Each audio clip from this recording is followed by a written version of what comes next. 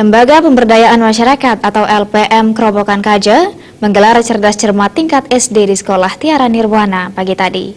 Cerdas Cermat ini merupakan upaya untuk mencerdaskan bangsa sekaligus menggelorakan semangat kebangsaan memperingati HUT RI ke-72. Lomba Cerdas Cermat ini dibuka secara resmi oleh Kepala Dinas Pendidikan Kabupaten Badung, Ketut Widyo Astika, dan diikuti oleh 23 regu atau kelompok yang merupakan duta dari 23 lingkungan atau banjar dan 3 sekolah swasta dan 2 sekolah negeri yang ada di Kerobokan Kaja. Cerdas Cermat ini terbagi menjadi 3 tahapan, yakni tahapan penyisihan, semifinal, dan final. Pada tahap penyisihan dan semifinal, para peserta akan mengikuti ujian tulis.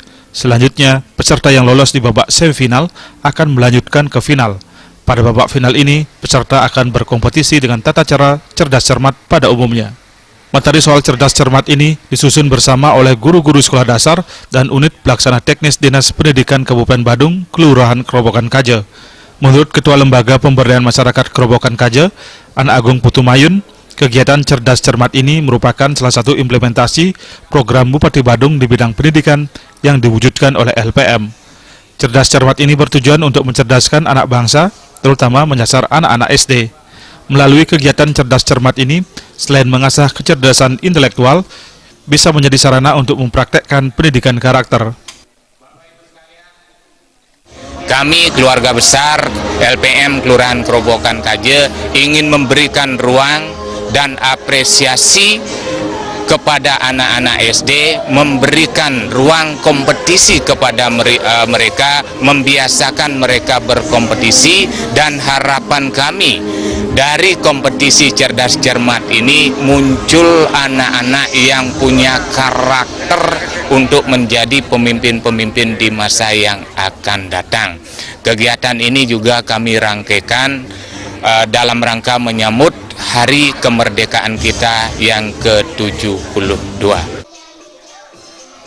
Sementara itu, Kepala Dinas Pendidikan Kabupaten Badung, Ketut Widyo Astika, menyambut baik dan mengapresiasi kegiatan Lomba Cerdas Cermat ini. Kegiatan ini sekaligus untuk mengukur kemampuan setiap siswa, sekaligus menanamkan budi pekerti dan sikap-sikap positif.